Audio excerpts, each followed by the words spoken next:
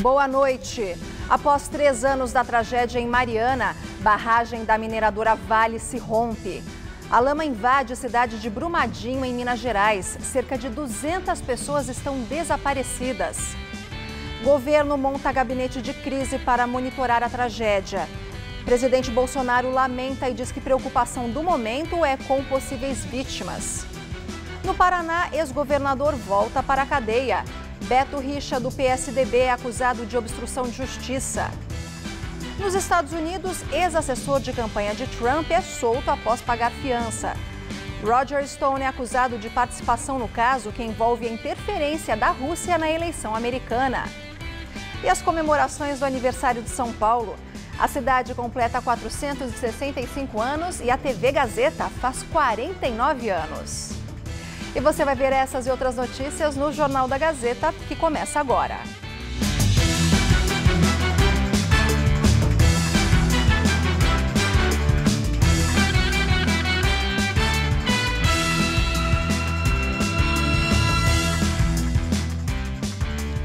A tragédia volta a tomar conta de Minas Gerais. Após 3 anos do acidente em Mariana, hoje outra barragem da mineradora Vale se rompeu. O caso aconteceu em Brumadinho, na região metropolitana de Belo Horizonte.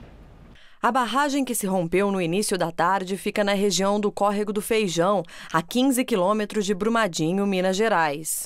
Bombeiros e Defesa Civil estão no local retirando moradores da parte baixa da cidade. Segundo a Vale, empresa responsável, os rejeitos atingiram a área administrativa da companhia e parte da comunidade da Vila Ferteco.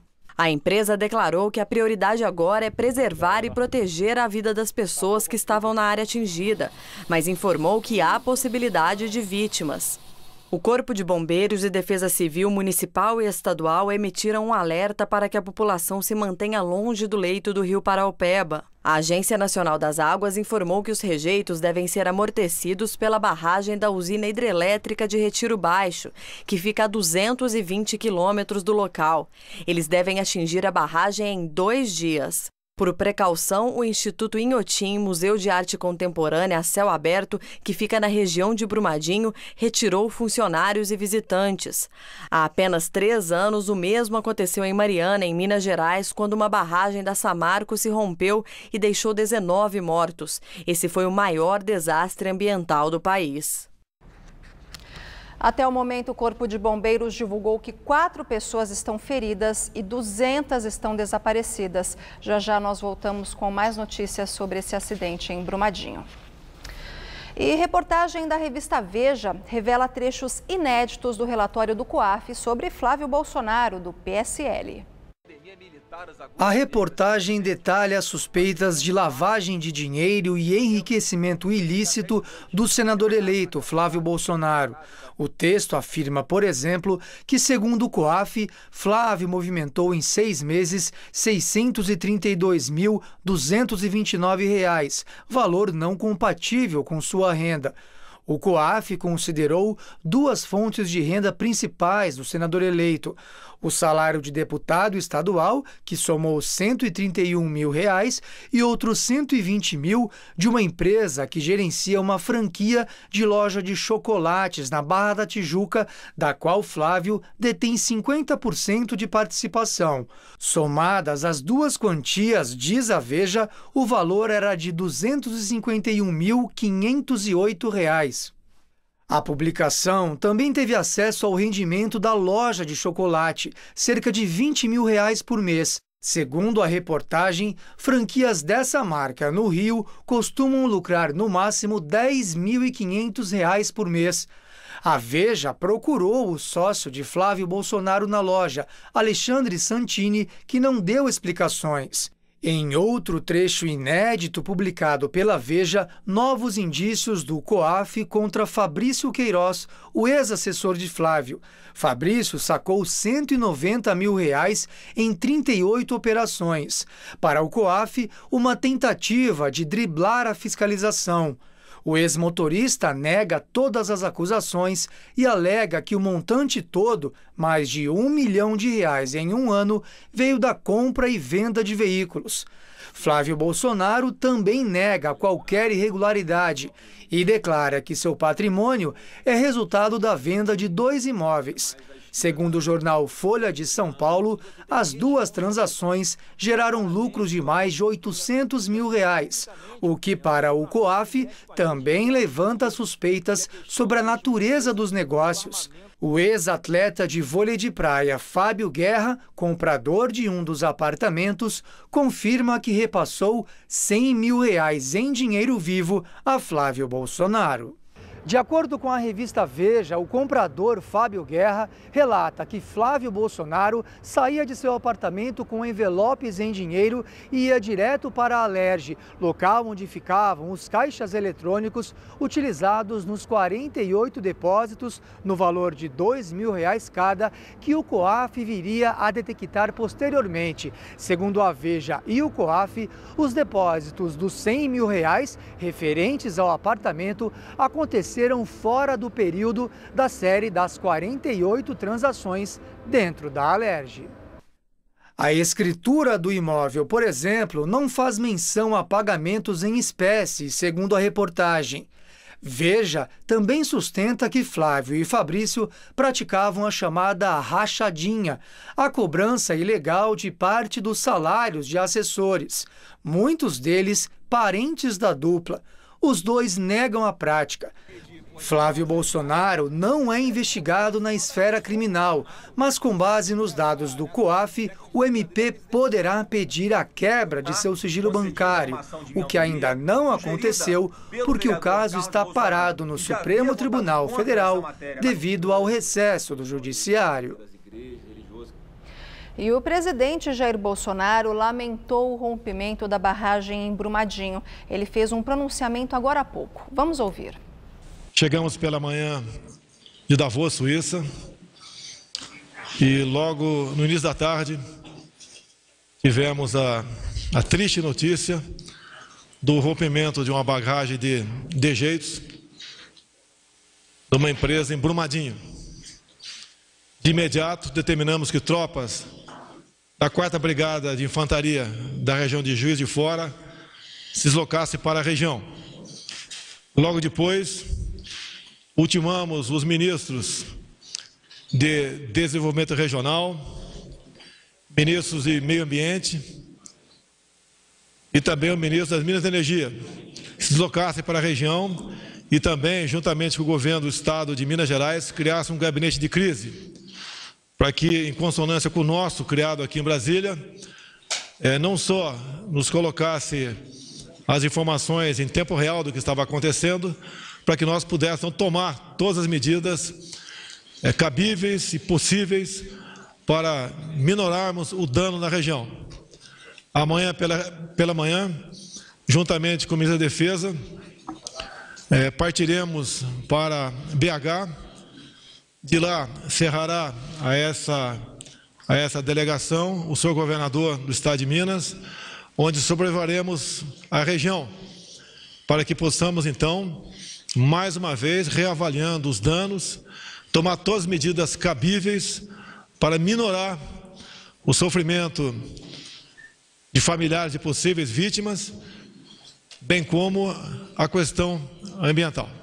Por hora, é o que nós temos a informar aos senhores. Como vimos então, Jair Bolsonaro vai para Brumadinho e no domingo o presidente se interna aqui em São Paulo. Aqui na capital ele vai passar por uma cirurgia na segunda-feira para retirar a bolsa de colostomia. Bem, agora vamos ao comentário de Josias de Souza, direto de Brasília. A ocorrência de 2 grandes tragédias provocadas por rompimentos de barragens com lama tóxica no intervalo de pouco mais de 3 anos, revela que no Brasil é errando que se aprende a errar. O país parece vocacionado para os grandes erros. A alma amazônica dos brasileiros não se satisfaz com pequenas falcatruas e desastres insignificantes. Nosso mar de lama é sempre maior que o dos outros. O rombo é de bilhões de reais. O rejeito tóxico de minérios é de milhões de metros cúbicos. No final de 2015, rompeu-se a barragem da Samarco, na cidade mineira de Mariana. Até hoje, as vítimas clamam por indenizações e por punição dos responsáveis. Ninguém foi preso. Pior, Um executivo responsabilizado criminalmente pelas 19 mortes daquela tragédia foi retirado do banco dos réus no ano passado por decisão do TRF da Primeira Região, sediado em Brasília.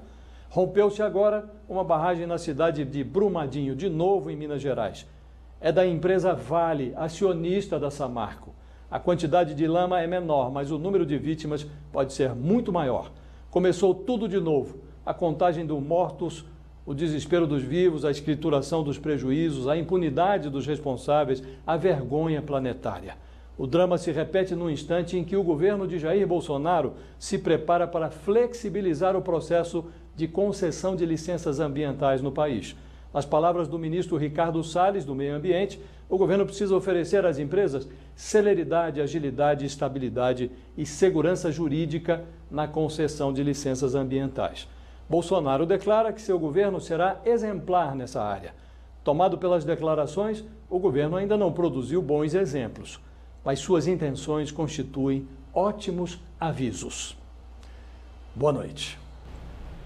E o rompimento da barragem em Brumadinho repercutiu na imprensa internacional. Apesar de não termos ainda informações conclusivas, o jornal francês Le Figaro afirmou que há vários mortos no acidente. O jornal americano The Washington Post fez uma descrição das imagens vistas por helicóptero e relembrou a tragédia em Mariana. O Financial Times relatou o ocorrido e destacou o impacto nas ações e na imagem da Vale. E a agência de notícias Reuters disse que a região foi esvaziada e colocou o posicionamento da empresa Vale sobre o rompimento da barragem. E no Paraná, o ex-governador Beto Richa, do PSDB, é preso novamente em mais um desdobramento da Operação Lava Jato. A prisão do ex-governador é preventiva, ou seja, não tem data para soltura. Beto Richa, que governou o Paraná por 2 mandatos, é investigado na chamada Operação Integração, deflagrada no ano passado no âmbito da Operação Lava Jato e que investigou a concessão de rodovias federais no estado. Ele é acusado pelo Ministério Público Federal de ter movimentado R$ 2.700.000 de propina em espécie. É a segunda vez em que o ex-governador é detido. Agora, o juiz responsável pelo caso disse que Richa tentou influenciar os depoimentos de testemunhas da investigação.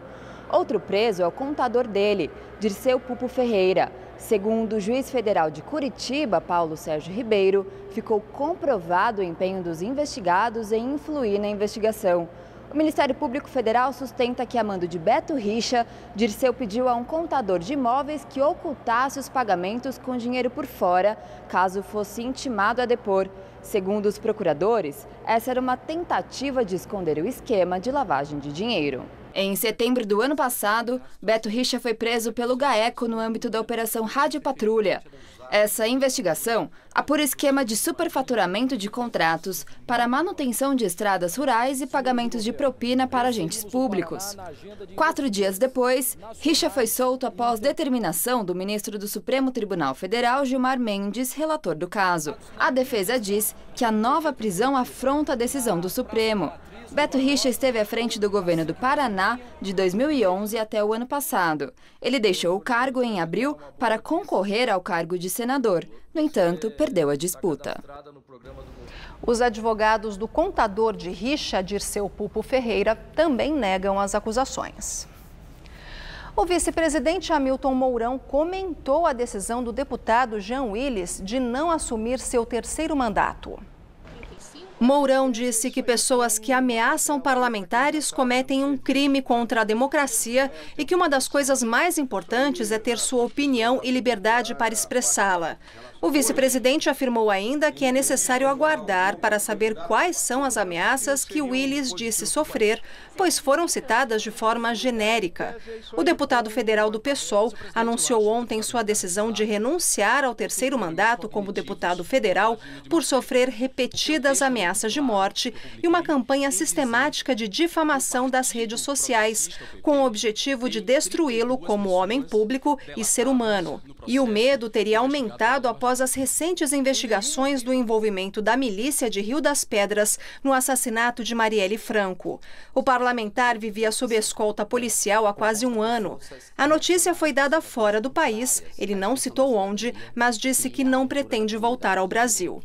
Em entrevista à Folha de São São Paulo, o deputado federal fez referências ao presidente da República do momento em que se desentenderam na Câmara, quando Bolsonaro ainda era deputado e quase chegaram a se agredir fisicamente. Após o atentado contra Bolsonaro, Jean disse que a violência contra ele aumentou. Agora, o deputado do PSOL precisa formalizar a decisão com uma carta à presidência da Câmara dos Deputados para que o suplente, David Miranda, possa assumir o cargo. E daqui a pouco, no debate do dia com Denise Campos de Toledo, uma discussão sobre a maioridade penal. O Jornal da Gazeta recebe Humberto Fabretti, professor de processo penal, e Thales César de Oliveira, promotor de infância e juventude. Hoje, 25 de janeiro, São Paulo completa 465 anos. E para comemorar a data, os museus da cidade têm programação especial até a meia-noite. E o repórter Luciano Penteado está na Casa das Rosas e tem mais detalhes. Boa noite, Luciano. Boa noite, Luciana. Pois é, por aqui um dos destaques é uma exposição que traz uma trajetória não só da Casa das Rosas, que é um casarão histórico de 1935, como também da Avenida Paulista, já que a gente está falando de um imóvel que é remanescente daquele período em que a Paulista era rodeada pelos casarões dos antigos Barões do Café. Além da Casa das Rosas, todos os museus de São Paulo, os estaduais, ficarão abertos hoje de graça até a meia-noite. Tem aí na lista a Pinacoteca, o Museu do Futebol, Museu da Diversidade. Tem dois bem bacanas que a gente separou para falar para vocês. Um é o Museu de Arte Sacra, ali do ladinho do metrô Tiradentes, que traz uma exposição sobre modernismo com obras de Anita Malfatti, Tarsila do Amaral, Vitor Brecheret e também Cândido Portinari. A outra opção, mais animada aí, é no Museu da Imagem e do Som, o MIS, que fica no Jardim Europa. Por lá está rolando agora à noite até a meia-noite bloquinhos de carnaval, incluindo um só para criança, além de oficinas, de máscaras e também de adereços. Por conta aí de todas essas atrações, o metrô e a CPTM operam hoje com horário ampliado até a 1h da manhã para ajudar aí no deslocamento dos passageiros e também dos visitantes desses museus. Agora, Luciana, além de São Paulo, que faz aniversário hoje, tem também a nossa TV Gazeta, que completa nessa sexta-feira 49 anos. E além disso, tem vários outros endereços espalhados por São Paulo que também fazem aniversário hoje. Quem conta toda essa história é a repórter Fernanda Azevedo.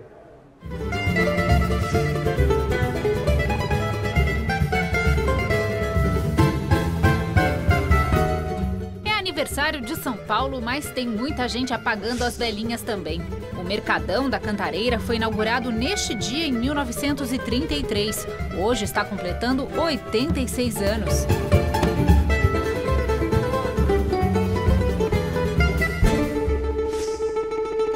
E também tem festa aqui no coração da Paulista. A TV Gazeta completa hoje 49 anos no ar. A TV da Fundação Casper Libero foi inaugurada no dia 25 de janeiro de 1970 e a data não foi escolhida ao acaso.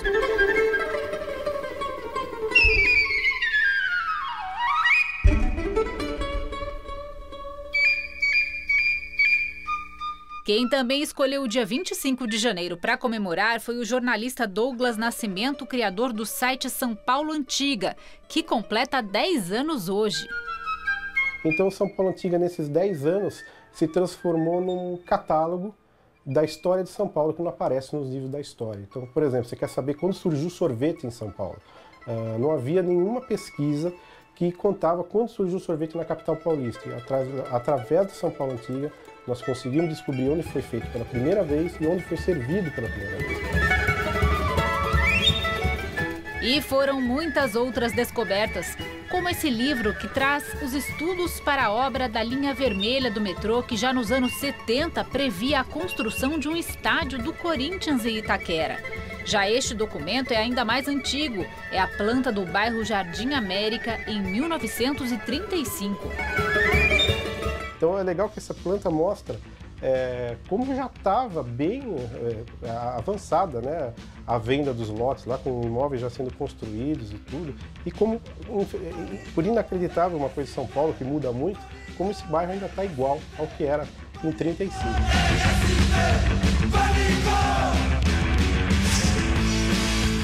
A mais nova aquisição do jornalista é o acervo do policial Milton Berdinaschi, profundo estudioso e pesquisador dos crimes que abalaram São Paulo. Entre as curiosidades, um levantamento sobre o crime da mala de 1908, com matérias que saíram nos jornais da época e fotografias originais do caso, como esta que mostra a população presente no julgamento. Em 1928, um novo crime da mala parou a cidade. A vítima Maria Féia foi assassinada pelo marido que despachou o baú com o corpo em um navio no Porto de Santos. Uma pessoa muito minuciosa, ele procurava ir além da investigação policial. Ou seja, ele achava que aquilo não estava bem explicado, ele continuava investigando. E foi assim não só com esses dois crimes, com muitos outros que acabaram não tendo a mesma repercussão na mídia. Ele continuou investigando e descobrindo desdobramentos que a polícia não foi em frente. A maior novidade do São Paulo Antiga deve chegar ainda este ano. Douglas está reformando uma casa de família no bairro do Brás para abrigar o centro cultural do site, com várias peças e documentos que poderão ser consultados. O São Paulo Antiga existe para contar a história da cidade, para mostrar para as pessoas que São Paulo tem muita história, muita coisa bacana, muita coisa interessante e que vale a pena conhecer mais sobre São Paulo.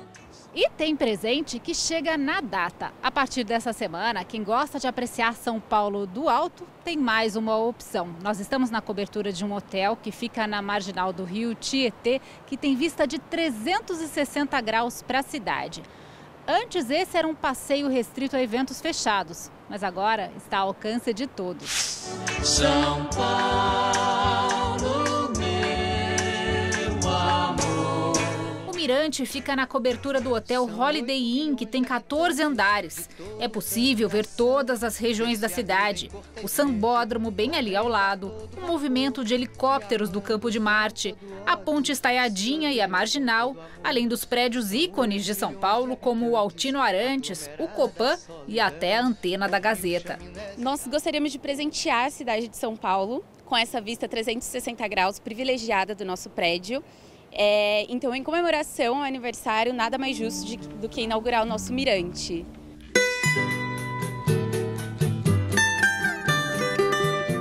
Os passeios são sempre às quartas-feiras e têm que ser agendados. Mais informações nas redes sociais do hotel.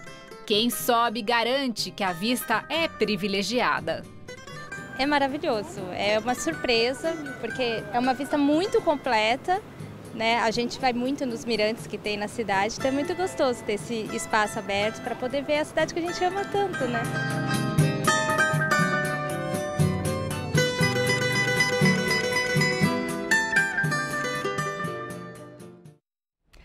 E nesta sexta-feira de aniversário, motoristas que circulam pela Marginal Tietê encontram muita lentidão próximo ao acesso à Dutra. O trânsito complicado na região deve continuar ainda por tempo indeterminado. Um lado encomendado pela Prefeitura constatou danos em uma das vigas da ponte, que liga a Marginal Tietê à rodovia Presidente Dutra. O acesso é de responsabilidade do governo federal, mas em negociação com a Prefeitura, as obras emergenciais vão ser realizadas pelo município. Depois, haverá uma negociação para o ressarcimento da verba aos cofres da cidade. O início dos trabalhos ainda não tem prazo para começar. Segundo o prefeito Bruno Covas, mais de 55 milhões de reais arrecadados com multas de trânsito neste ano vão ser remanejados para reparar pontes e viadutos com problemas na capital. Covas afirma ainda que outras vias do tipo podem ser interditadas, dependendo dos resultados das vistorias que já estão sendo feitas em várias regiões. A partir de hoje, animais de estimação de pequeno porte poderão ser levados em todo tipo de transporte público no estado de São Paulo. Desde 2015, os pets já eram permitidos em ônibus municipais da SP Trans. No ano seguinte, foi a vez da liberação em alguns serviços de táxis da capital.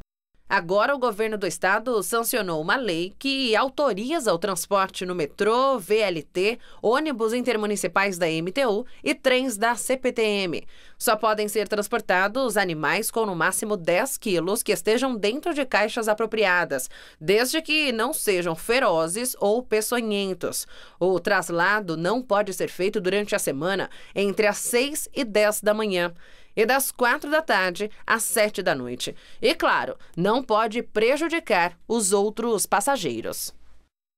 Bem, agora vamos ver em detalhes a previsão do tempo para o Brasil e o estado de São Paulo com Tássia Sena.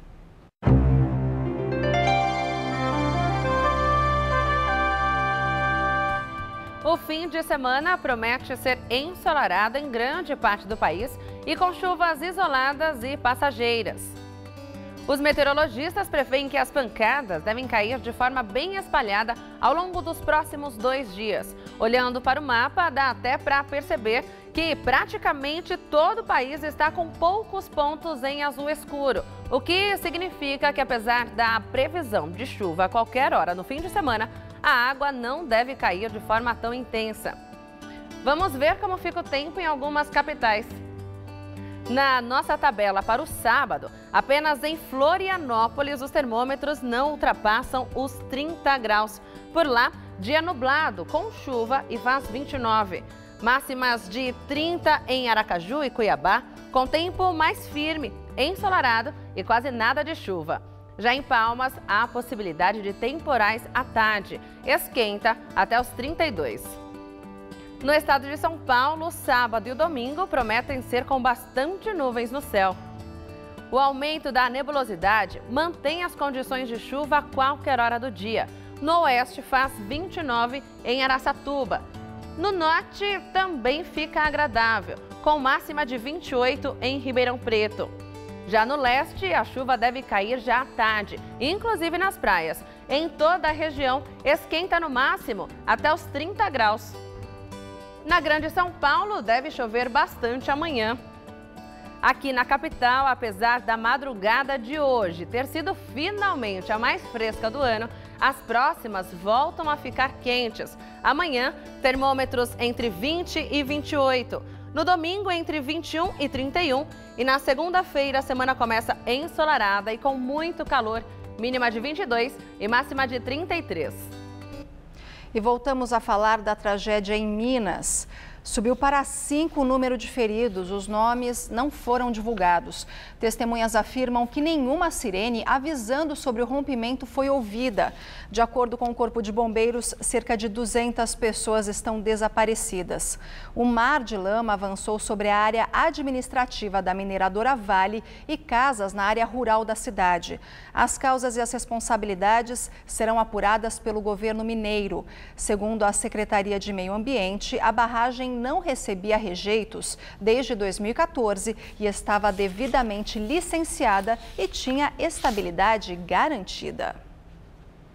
Bem, agora os destaques internacionais. Na Venezuela, 20 pessoas morreram e 350 foram detidas nas violentas manifestações contra Nicolás Maduro. Pressionado pela comunidade internacional, o presidente se abriu ao diálogo para um acordo de paz. Mas o oposicionista Juan Guaidó se recusa a negociar. Segundo a ONU, nesta semana, 350 manifestantes foram presos. A maioria na quarta-feira, quando Juan Guaidó se declarou presidente interino da Venezuela. O Alto Comissariado da ONU pediu investigações sobre o uso de força excessiva pelos serviços de segurança do país. A União Europeia fez um apelo para a organização de eleições livres na Venezuela. Já a Espanha defendeu hoje que Juan Guaidó seja reconhecido novo presidente, caso Maduro não convoque novas eleições rapidamente. México e Uruguai, que não aceitam Guaidó como presidente interino, anunciaram que podem ajudar a mediar o conflito em busca de uma transição pacífica na Venezuela. Nicolás Maduro disse que aceita negociar para que se chegue a um acordo de paz nacional, mas a oposição não quer dialogar com Maduro e diz que ele apenas quer ganhar tempo. O governo brasileiro se posicionou contra a mediação de México e Uruguai. Em entrevista ao jornal O Estado de São Paulo, o chanceler brasileiro Ernesto Araújo disse que um diálogo não faz mais sentido agora. Nos Estados Unidos, Roger Stone, assessor da campanha eleitoral de Donald Trump, deixou a prisão após o pagamento de fiança. Ele enfrenta 7 acusações no processo que investiga um possível conluio com a Rússia para ajudar a eleger Trump. Roger Stone é estrategista político do Partido Republicano, amigo de Trump há 40 anos e um dos responsáveis por levá-lo à política. Ele foi assessor durante a campanha dele. Stone, de 66 anos, foi preso nesta manhã em sua casa na Flórida, mas ficou poucas horas na cadeia, pois foi solto após pagar fiança. A detenção veio após uma investigação apontar diversos crimes, como falso testemunho, obstrução de procedimento e corrupção de testemunha. Segundo a promotoria, Roger Stone não teria medido esforços para influenciar, obstruir e impedir o poder de investigação feito na Câmara sobre uma possível aliança entre Trump e a Rússia, que teria realizado ataques cibernéticos e plantado notícias falsas para influenciar a eleição de 2016. Stone é o 36º indiciado no inquérito que Donald Trump classifica como uma caça às bruxas. A Rússia sempre negou ter feito qualquer intromissão na eleição norte-americana que elegeu Trump. Uma ótima opção de passeio aqui na capital são as visitas guiadas no Teatro Municipal de São Paulo. A mais conhecida e tradicional percorre os principais espaços do prédio histórico. Um outro tour que raramente é aberto visita os bastidores do local. É só chegar com 1 hora de antecedência para garantir o ingresso, que é de graça. São 25 vagas por visita. O grupo é convidado a percorrer os principais espaços do prédio de 1911, como a Sala dos Bustos, que homenageia grandes compositores, e o arquiteto responsável pela construção do teatro, Ramos de Azevedo. O grupo também entra na sala de espetáculos pelo andar mais alto. A visão é de dar vertigem. Mas é uma visita que é bem interessante para o público, de uma forma geral, ter conhecimento dos que acontece ali.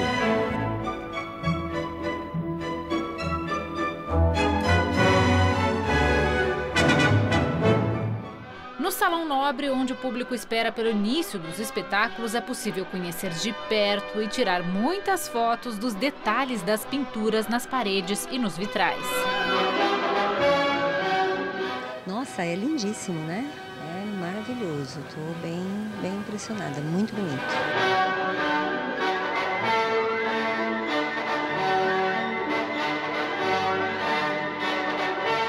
O passeio sempre acaba com muitas selfies com a bela arquitetura. E assim, é um prazer, né, ter um lugar como esse na nossa cidade. A ideia da visita é de mostrar para o público que o teatro é um espaço aberto, né? Mostrar para o visitante a possibilidade de conhecer essa casa de ópera, esse espaço histórico da cidade.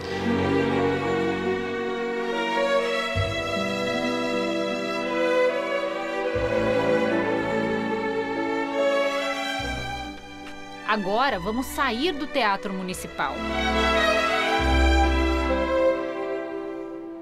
Atravessar a Rua Xavier de Toledo.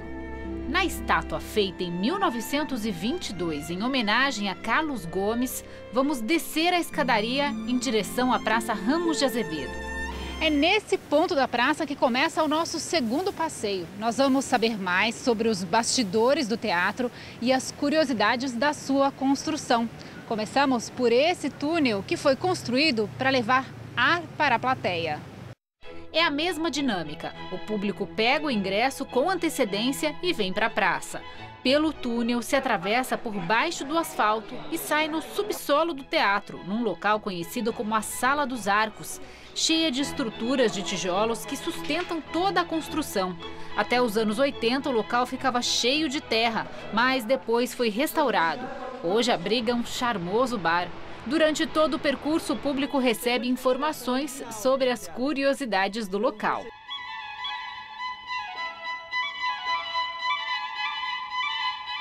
final é na cúpula, um dos pontos mais altos do Teatro Municipal. A sala é usada para ensaios do balé e do coro. Tem gente que trabalha aqui no entorno há 30 anos, 25 anos, vem na visita e fala, nossa, eu trabalho há anos, passo aqui na frente, mas eu achava que eu não podia entrar. E aí com a visita, além de começar a frequentar, começa a frequentar também os espetáculos.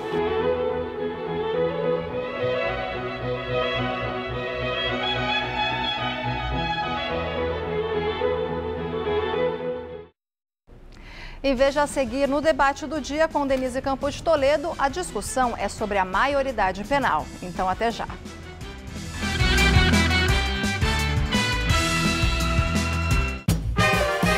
25 de janeiro, dia do aniversário de São Paulo. A cidade que tem de tudo. Uma rua só com vestido de noiva, outra só com móveis, outra só com eletrônicos, outra só com ferramentas, outra só com luzes. A gente, de todas as origens, também está aqui. Já parou para pensar quantos sotaques diferentes existem? Vamos falar dessas curiosidades no Todo Seu de hoje.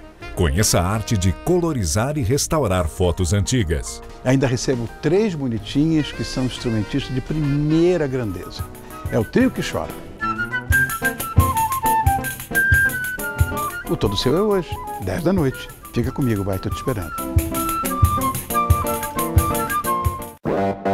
Como não amar São Paulo? A cidade de todos os povos, de todas as cores, de todos os climas. A cidade que acolhe, que ensina, que pulsa, que tem sua própria língua, seus próprios hábitos, sua própria vida. Como não amar São Paulo?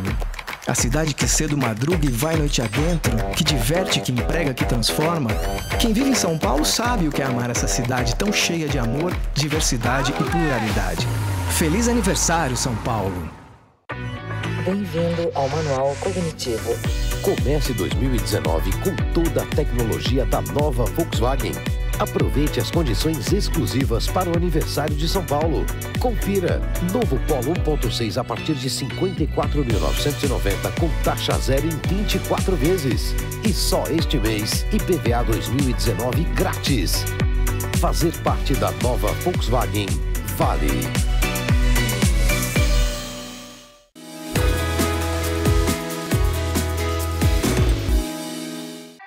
Tá a fim de escrever a sua própria história? Que tal dirigir a sua própria vida? Então corre pra cá, que a sua hora chegou. Bem-vindo ao Universo Casper, um lugar certo para você pensar, criar e questionar. Na Casper, razão e emoção se unem para fazer diferente, fazer melhor. E você, aceita o desafio? Tem muita coisa nova te esperando por aqui. Faculdade Casper Líbero. Paixão por comunicação. Aí, Gastão! Tomando o seu banho, cantando no chuveiro. Não economiza água, vai gastando o dia inteiro. Na piscina ou no banheiro, com a mangueira ou com o chuveiro. Bote a mão na consciência, você é um cara maneiro. Essa água ostentação não combina com verão. Fecha a torneira, não desperdice. Nesse verão, economize água, tome banhos mais curtos, não lave o carro, não use a descarga além do necessário. Sabesp, Governo do Estado de São Paulo. Neste domingo, o Mesa Redonda faz uma análise da terceira rodada do Paulistão. Tem clássico na área. Confira os lances de Santos e São Paulo. Tudo sobre o confronto entre São Caetano e Palmeiras. E no estúdio, a presença de Pedrinho do Corinthians. Mesa Redonda, neste domingo, 9 da noite.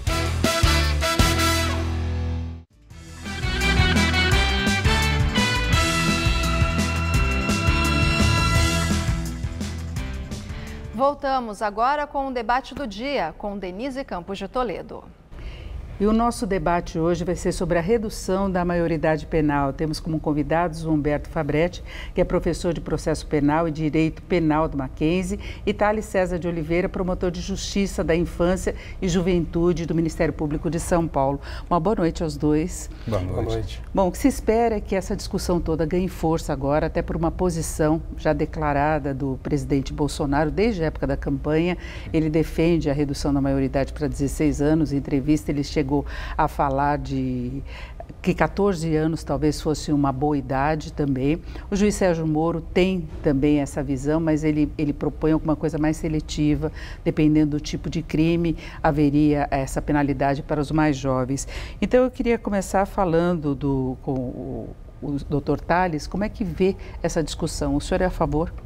Eu sou favorável à redução da idade penal e é uma solução que eu defendo já há mais de uma década.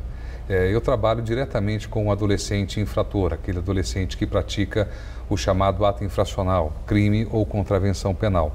E justamente nesse atendimento desses adolescentes, em contato com a família desses adolescentes, vendo o grau de consciência desses adolescentes, eu cheguei à conclusão de que a redução da idade penal é uma medida que se faz necessária até por uma questão de justiça, na medida em que esse adolescente ele tem plena consciência daquilo que ele está fazendo. Quer dizer, a partir dos 16 anos de idade, o adolescente ele sabe efetivamente que ele está praticando um crime, que ele está praticando um assalto, que ele está praticando um homicídio, que aquilo é uma conduta criminosa, né? E muitas vezes ele pratica essa conduta sabedor de que nada vai acontecer com ele na medida em que o Estatuto da Criança e do Adolescente prevê algumas punições que não condizem com a gravidade dessas condutas praticadas por esses adolescentes. Mas nós defendemos a redução a partir dos 16 anos, não a partir dos 14, a partir dos 16. E 16 não porque achamos bonito 16 anos, também por uma questão científica. Os nossos dados estatísticos nos mostram que o adolescente infrator ele ingressa na criminalidade mais violenta a partir dos 16 anos de idade. Quer dizer, a partir dos 16 é que, então, aqueles crimes mais graves, como, por exemplo, homicídio, latrocínios, estupros, que são praticados por esses jovens, por esses adolescentes. Professor Humberto? Eu sou absolutamente contra a redução da maioridade penal, porque, na minha concepção, a gente apostar na redução da maioridade penal é manter uma aposta num sistema que não funciona, num sistema falido. Então, a partir do momento em que a gente coloca como uma pretensa melhora da criminalidade a redução da maioridade penal, o pressuposto que nós estamos partindo é de que o outro sistema, o sistema que nós utilizamos para os adultos, funciona. Então, olha, o sistema da infância e da juventude, ele é um sistema que não pune, ele é um sistema que não tem rigor. Se nós alterarmos para o outro sistema aplicável aos adultos, aí a situação vai funcionar, nós vamos punir e a criminalidade vai reduzir. E esse é um dado que ele não encontra qualquer relação empírica. Não existe um estudo que demonstre que com a redução da maioridade penal há uma redução da criminalidade. Não existe essa correlação. Não existe esse dado de que a partir do momento que eu diminua a idade penal, aquelas pessoas vão deixar de praticar crimes porque agora serão punidas como adultas.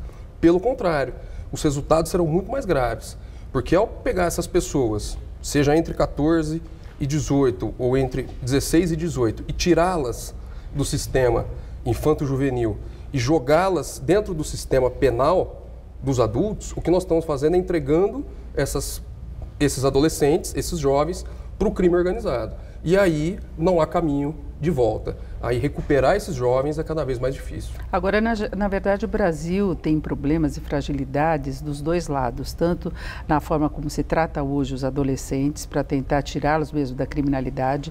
Há uma falha nesse atendimento que é evidente, porque vários voltam a cometer crimes. Por outro lado, a gente tem o sistema penitenciário que é para lá de falho também, né, que vai acumulando presos, que é uma situação mal resolvida. Inclusive, a gente tem índices de criminalidade das facções agindo de dentro dos presídios. Sim. E aí os jovens poderiam ficar expostos a isso. Então, eu queria saber dos dois como é que se poderia melhorar tanto de uma forma como de outra, reduzindo a maioridade, como não fazer com que os jovens prosseguissem na carreira do crime, indo para o sistema prisional. Sim. É só um detalhe, quer dizer, existe sim alguns dados científicos postos aí na área acadêmica e que nos evidenciam a necessidade de nós revermos essa idade penal. Por exemplo, nós temos hoje uma linha de crescimento muito maior da criminalidade infanto-juvenil do que a linha de crescimento da criminalidade, considerando a partir dos 18 anos de idade. Tá? Quer dizer, então você tem esse aumento muito maior na área da infância e juventude, demonstrando que efetivamente, quer dizer, esse jovem ele tem consciência, não só, como eu disse, do crime, mas a consciência de que nada vai acontecer com ele. Tanto assim que a primeira coisa que esse jovem diz quando ele é preso, sou de menor. Como quem diz, olha, policial, eu sou menor de idade, eu estou protegido pelo estatuto e você não pode fazer nada. E efetivamente isso é uma verdade. Existem vários casos em que o adolescente ele sai da delegacia primeiro que o policial militar. O policial militar ele tem que estar lá preenchendo uma série de documentos, né, para os seus superiores, e o adolescente ele sai da delegacia 5, 10 minutos depois de ser apreendido.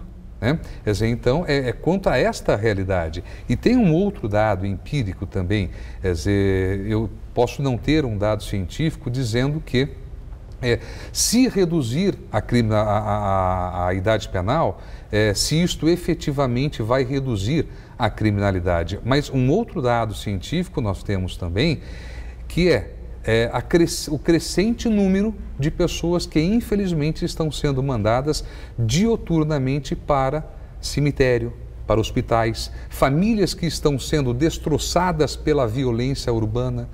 Todos os dias a própria imprensa noticia casos de pais de família, de mães, de crianças, de adolescentes que são mortos nessa violência urbana. E muitas dessas mortes são provocadas justamente por esses adolescentes infratores, né? Porque tem a questão da idade e a certeza da falta de punição. Agora, professor Humberto, como é que a maior parte da população, de acordo com algumas pesquisas mais recentes, quer a redução da maioridade exatamente por esses casos aí que o Dr. Tales estava citando, que chamam muita atenção, quando é mais jovem ainda, cometendo um crime, assassinando, não é? A gente vê uma frieza nessa situação, que a sociedade quer uma proteção, mesmo que seja para colocar esses jovens lá nas penitenciárias, presos por um tempo mais prolongado. Inclusive porque quando eles entram aí para serem reeducados, não é que é assim que se fala, muitos voltam à criminalidade. Então, como resolver essa situação? Dar uma resposta efetiva para a sociedade, que não dê aquela ideia de apenas estar passando a mão na cabeça de quem comete um crime? Olha, essa pergunta ela é a pergunta que, se eu tivesse a resposta, eu acho que a gente teria resolvido todos os problemas de criminalidade. Né? Não tem, é uma solução, ou melhor, é um problema para o qual a solução ela não existe de imediato, e ela é um problema pelo qual a solução certamente não passa pelo direito penal. Né? Não existe uma pesquisa científica que aponte que com o aumento das penas, com o aumento da severidade penal, eu tenho a diminuição da criminalidade. Isso simplesmente não existe. Então, a passagem para um campo da melhora, ele passa necessariamente pelas políticas públicas de diminuição de desigualdade e de diminuição da vulnerabilidade social. Qualquer pesquisa que nós pegarmos sobre os motivos que esses jovens foram parar na criminalidade, né, foram praticar os seus primeiros atos infracionais, e tem uma pesquisa muito recente, de novembro de 2018, feita na Fundação Casa aqui em São Paulo, pelo Instituto Sou da Paz. Praticamente 90% das pessoas que estavam lá internadas estavam numa questão de vulnerabilidade social. Então, se efetivamente nós quisermos resolver o problema da criminalidade infanto-juvenil, nós temos que entender por que essas pessoas estão caindo na criminalidade. Essa é a questão. Nós temos que atacar a causa do problema e não punindo de maneira mais severa, porque o que vai acontecer é o que acontece no sistema adulto. O índice de reincidência é gigantesco, essas pessoas vão sair de lá participando de organizações criminosas. Não é à toa que os presidiários, no próprio sistema adulto, chamam os presídios de faculdade. Eles chamam os presídios de faculdade porque é lá que a questão criminal ela se assevera, é lá que estabelecem-se as relações e é lá que as facções arregimentam as pessoas. Então, se diminuir e colocar essas pessoas dentro do sistema penal, nós vamos dar uma resposta para a sociedade? De forma alguma. As mesmas pessoas vão continuar morrendo, as mesmas pessoas vão continuar sendo vítimas e o sofrimento ali vai ser exatamente maior. Doutor Tales, como é que o senhor vê o tratamento que se daria ao adolescente preso no sistema que nós temos hoje? Hoje você tem unidades da Fundação Casa, por exemplo, tá? De 16 para 18 anos, de 18 para 21, porque é possível, em tese, você permanecer internado. Se a pessoa pratica um ato infracional, por exemplo, às vésperas do seu aniversário de 17 para 18 anos. Então, existem unidades específicas da Fundação Casa que recebem esses jovens entre 18 e 21 anos de idade. Já existem essas unidades, tá? De acolhimento destes jovens. Existem unidades da Fundação Casa específicas para jovens, por exemplo, de 16 até 18 anos, porque é obrigatória a separação por idade, e é feita a separação por idade e por periculosidade. Havendo a redução da idade penal, basta pegarmos estas unidades que já existem, e aqui falo, lógico, da realidade Estado de São Paulo, tá? Essas unidades que já existem, e passo para a administração da SAP, da administração penitenciária. Então eu consigo sim local adequado e separado dos demais, tá? Para tratar esse adolescente. A pena que seria diferente. A pena que seria diferente, quer dizer, ele teria efetivamente uma punição. Porque hoje, o Estatuto, o que fala? Você pode ficar internado por até 3 anos, por exemplo, num caso de homicídio. Vamos pegar aqui um exemplo de homicídio, um exemplo de latrocínio, tá? Ficar internado até 3 anos. A realidade nos mostra que a média de internação gira em torno de 1 ano, 1 ano e meio. Então, são raríssimos os adolescentes que ficam internados por até 3 anos. Tá? Então, a punição existente hoje no Estatuto da Criança e do Adolescente, ela é uma punição que teria uma relação com a criminalidade lá de 1970, da década de 80. Aliás, o Estatuto é de 1990, idealizado com base em estudos da década de 80. O doutor sabe disso, tá? A realidade que vivenciávamos em 1980, final da década de 70, era uma realidade. A realidade que nós vivenciamos hoje é outra completamente diferente. Talvez o Estatuto fosse uma norma jurídica fantástica na repressão desta adolescência infratora na realidade de 1980, porque lá era basicamente o quê? O punguista, o furtador, aquele adolescente que não se comportava em sala de aula, o agressor, né? Não se passava na cabeça do técnico em 1980 que um adolescente poderia pegar uma arma e matar alguém. Nós estamos chegando quase ao final e eu queria que o doutor Humberto também tivesse uma posição em relação a isso. A gravidade dos crimes, sem dúvida alguma, chama atenção hoje, eu já estava colocando, e a sociedade cobra uma resposta, não é? E como lidar, no caso, por exemplo, de assassinato mesmo, crimes mais graves, em que o adolescente fica um tempo passando por esse processo de reeducação e depois ele é liberado com 18 anos. Ele não tem uma punição que as famílias, inclusive, que são vítimas disso, cobram. A sociedade quer uma resposta maior em relação à segurança, porque a insegurança aumentou muito. Como dar essa resposta agora? Então, eu volto para o ponto principal que eu tenho defendido o tempo todo. Nós precisamos decidir se nós queremos políticas públicas para a redução da criminalidade ou se nós queremos estabelecer políticas públicas para punir as pessoas de maneira mais severa. As duas políticas não podem caminhar juntas? Não, porque elas não guardam relação. Não significa que cuidar dos futuros adolescentes e os atuais que já são criminosos têm outro tratamento. Tudo bem, mas a questão é que nós não colocamos em discussão nunca melhorar as políticas públicas para transformar esses adolescentes em não criminosos. A solução, ela sempre vem com a redução da maioridade penal. E essa é uma solução que ela acontece, eu não poderia dizer nem que ela é cíclica, ela é anual. Todo ano alguém desengaveta um projeto de redução da maioridade penal. Já tem um projeto do Senado, tem inclusive. Vários, né? E essas discussões elas se retomam. Né? Então essa deve ser a 20ª entrevista que eu participo sobre isso, porque o tema sempre volta. Mas agora há uma mudança de orientação, talvez, no plano federal, por parte do governo. Há uma mudança de orientação, porque agora nós temos um governo muito mais conservador e pelas pautas que eles nos apresentaram até agora, eles acreditam na redução da criminalidade, tendo inclusive o presidente da República defendendo pena de morte. Então, a questão volta a dizer, se nós queremos, é isso que diz dizem os estudos, é isso que dizem as pesquisas. Se nós queremos redução da criminalidade, nós precisamos investir em políticas públicas.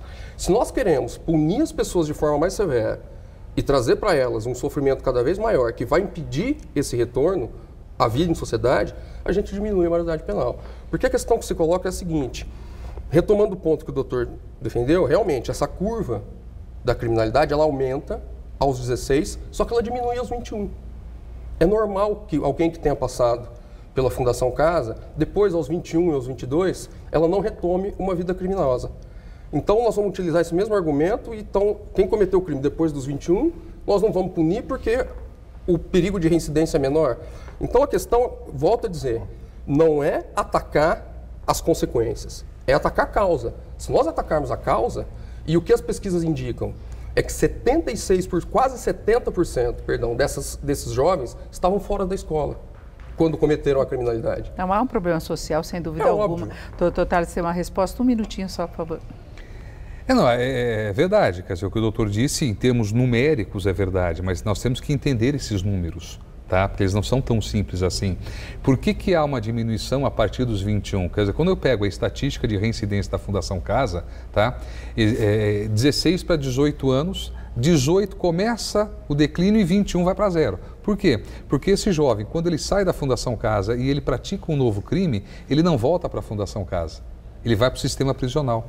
Então, para fins de estatística, é como se esse jovem que saiu da fundação aos 20 anos, ele não voltando para lá, ele não reincidiu. Mas não quer dizer que ele não praticou outro crime, porque se ele praticou outro crime, ele vai para o sistema prisional comum. E com relação ao jovem fora da escola, é verdade. 70%, mais até de 70%, acho que beira aos 80% dos adolescentes que entram na criminalidade infanto-juvenil está fora da escola.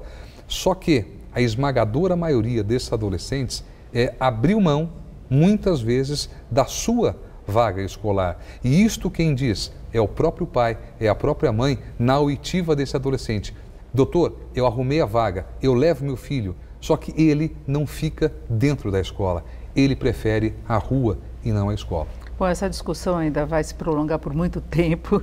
O doutor Humberto vai continuar falando sobre isso, Humberto Fabretti, porque nós temos essa proposta no Senado, que certamente vai ser retomada agora com a volta dos trabalhos. Eu agradeço muito a participação dos dois, doutor Thales também. Muito obrigada, uma boa noite. Obrigado. O Jornal da Gazeta termina aqui. A edição de hoje pode ser vista em nosso site. Nós voltamos na segunda-feira, no mesmo horário, às 19 horas. Uma ótima noite para você e um excelente fim de semana. Até lá!